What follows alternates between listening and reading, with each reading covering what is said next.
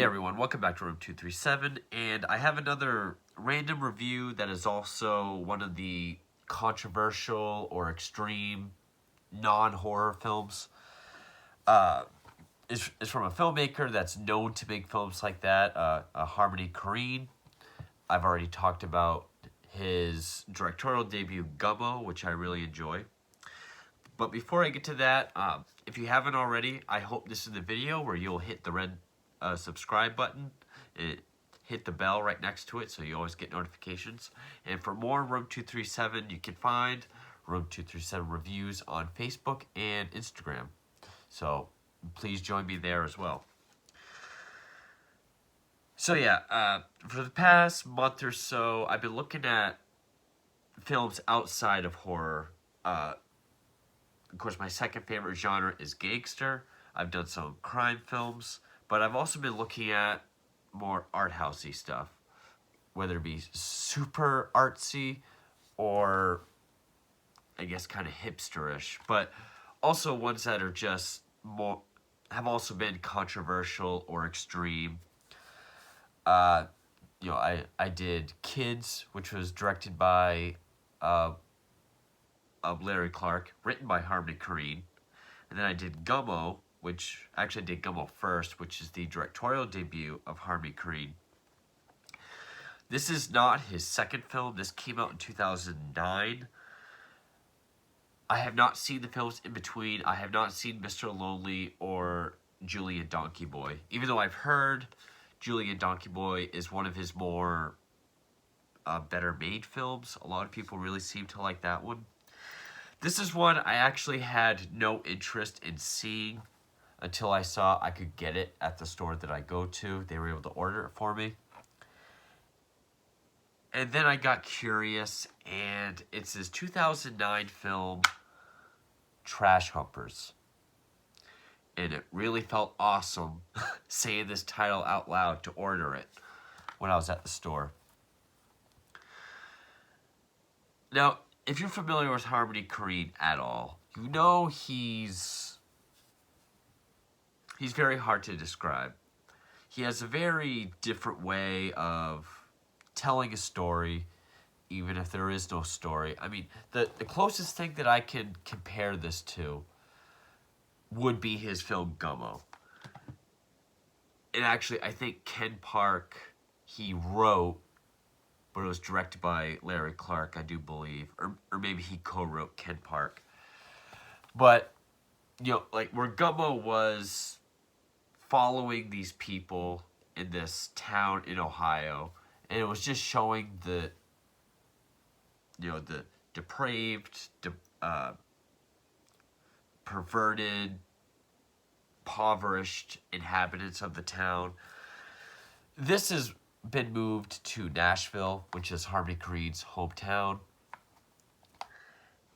And it centers around a core group of 4 elderly people.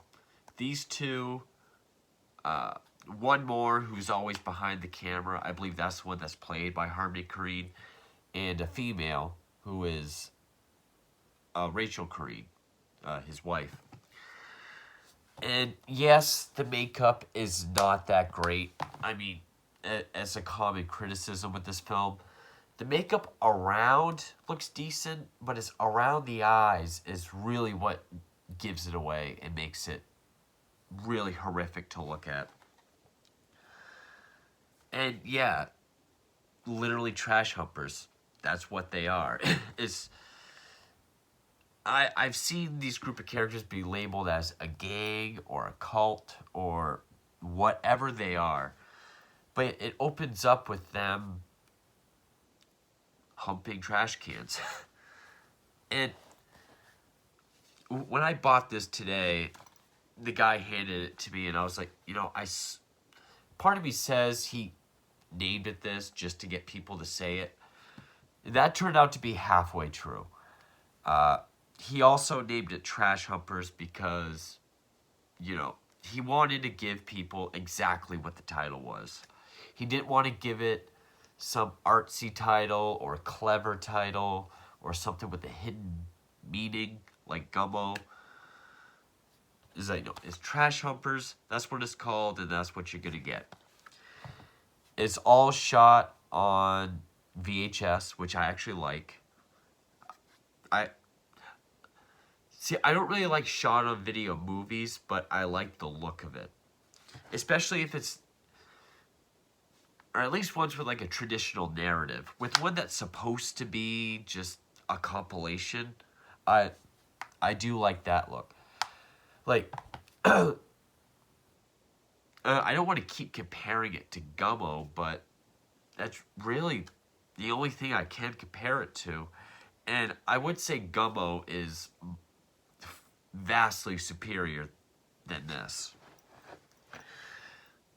And I think another reason why he made it the way he did was because there was a lot of bureaucratic issues with, like, the financing and production of Mr. Lonely, which I think is still his most expensive film. But also, unlike Gummo and Kids, which had a very strict script, even though Gummo, there was room for improv, this, like Julie and Donkey Boy, from what I've read, is really just a collection of ideas of what these characters were going to be doing or saying. It was very loose. But it does kind of follow that no narrative, but there is connective tissue through it that Gummo had. Just this group of depraved, perverted, elderly people as they go through their day-to-day life with their sexual perversions, how they pass time, how they interact with other people. It's just not that interesting. It actually feels more like someone trying to do Harmony Korine. It feels like someone saw Kids in Gummo and wanted to do a film like that. Which this did get a short film sequel in 2017. It's like a 5-minute short. It's called Trash Humpers 2. No involvement from Korine, and that is literally just Halloween masks. But Gummo also got a sequel as well, a Bunny Boy in 2019.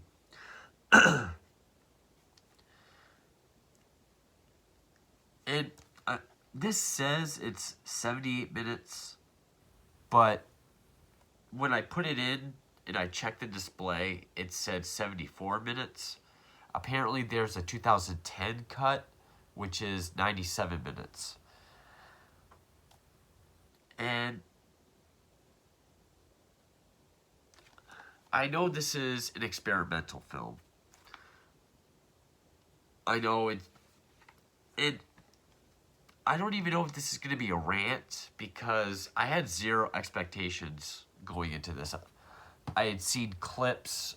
I knew it was going to be just pretty much whole movies, essentially, of these people really bad geriatric makeup. Actually, the story of how he came to make this film is more interesting than the film itself. He was living in Nashville. He was walking his dog at night. Went through this back alleyway. There was all these trash cans knocked over. And just the way the street lights were over them, it looked like this sort of Broadway spotlight. Also kind of reminded him like a war zone. Almost like the trash cans were taking human form. And then he put that together with his memory of growing up in Nashville. There was a group of elderly peeping Toms that would cover themselves with dirt and shrubbery and hump trash cans and peek through windows. So he took those two ideas, put them together, and got this.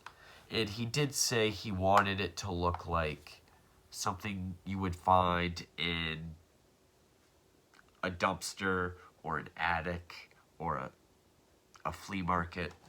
You know, make it look more like it was something that was found rather than made.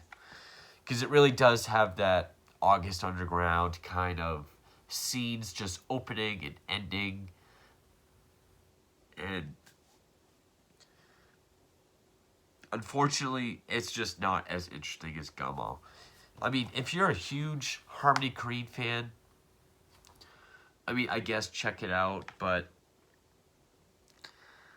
really, all the things that happen, or just the kind of things that happen, which also, I guess there was I think it was a 7-inch vinyl soundtrack that was made, 500 copies, and it was put in a brown paper bag with human filth, and that was signed by Korine. But, there's a bunch of footage of them just humping random trash cans and dumpsters or trees, smashing up their house, like breaking furniture, and their odd interactions with other characters.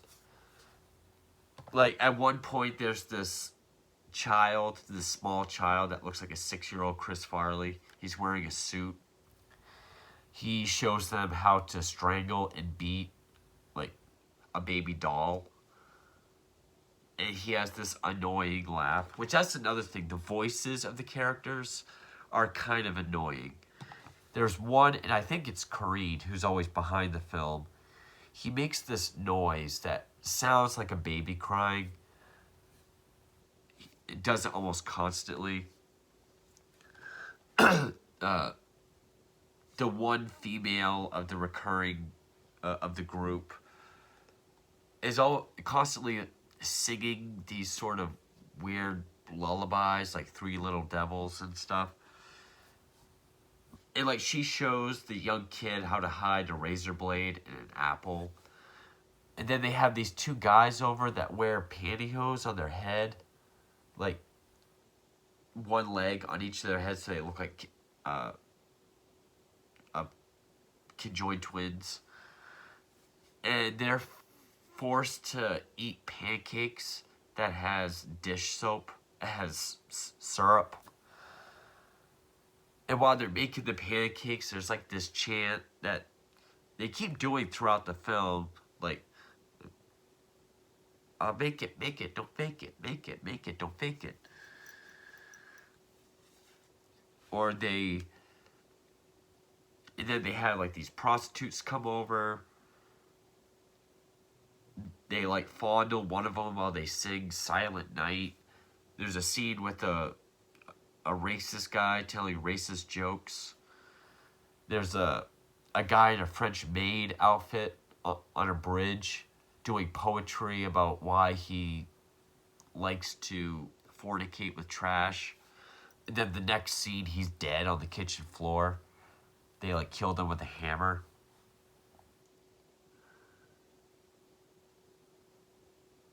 And there's really not much to say. I mean, I guess you could say it does kind of build up, because then we get more scenes of them riding bikes while dragging a baby doll, humping various things like trash cans, and I'm not going to say every little thing that happens. And I'm sure someone will say, you failed to mention this important thing. I mean, at least I could say I saw it. There were some parts that did feel like a Harmony Korine film. I mean, the look of it, I really like the look of it. There's even parts where you get all the snowy static across the bottom of the screen. Or where it will say, like, play and rewind. Or it will play back by itself.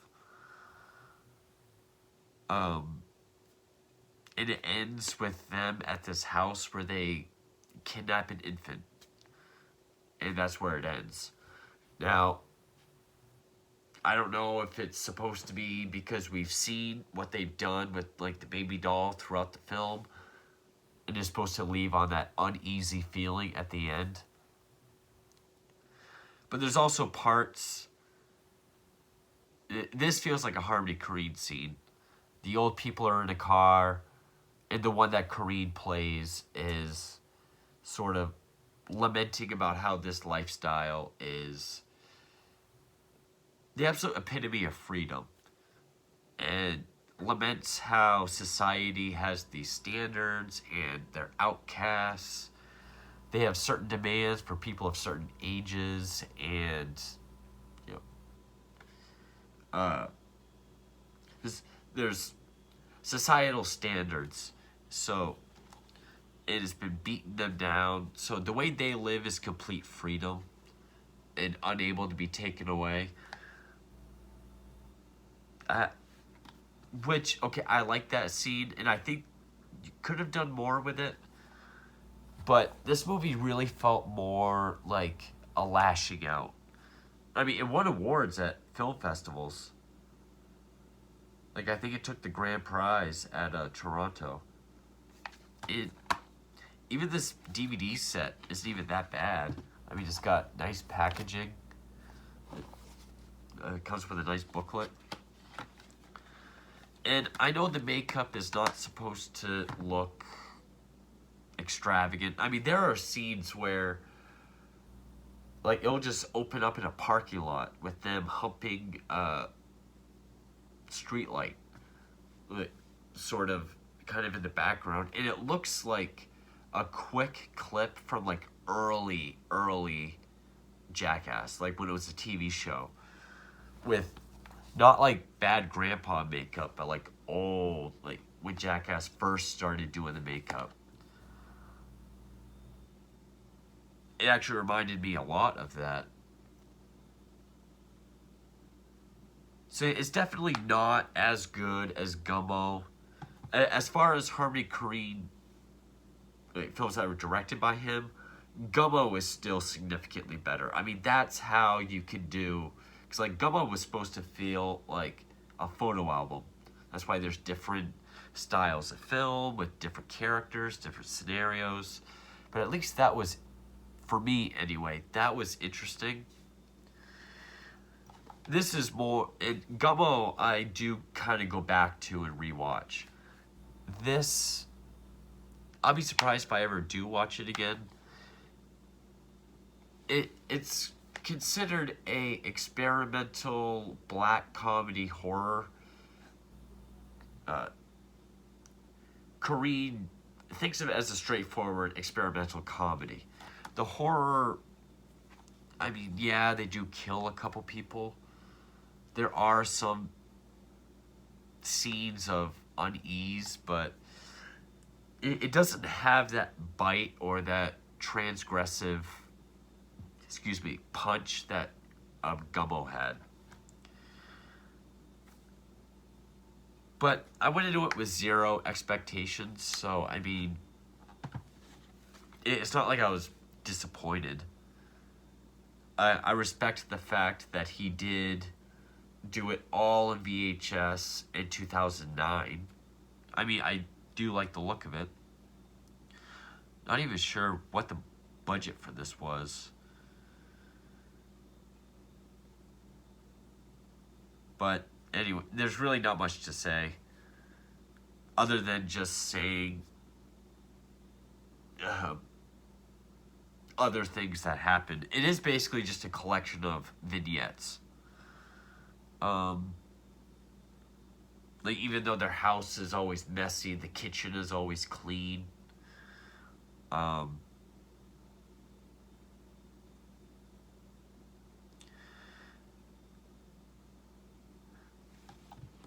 I was just reading up on it.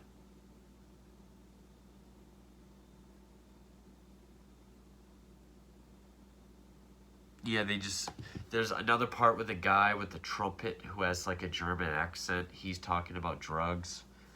Um, Another guy with a guitar. They do strangle someone in the kitchen with a bag over their head. I think like an extension cord, while this other guy plays guitar. It's just pure random. And I guess as an experimental film, okay, yeah, I just might as well just stop it right there. There's not a whole lot to say about Trash Humpers, and I know I'm not missing anything because there's not really any hidden, like, with Gummo and kids, there's things to take away from it. This really did just feel like Korine kind of lashing out. He was mad about the production of his previous film, but yes, he did want to set out to make something, yes. Which was the whole thing about people humping trash cans and stuff like that.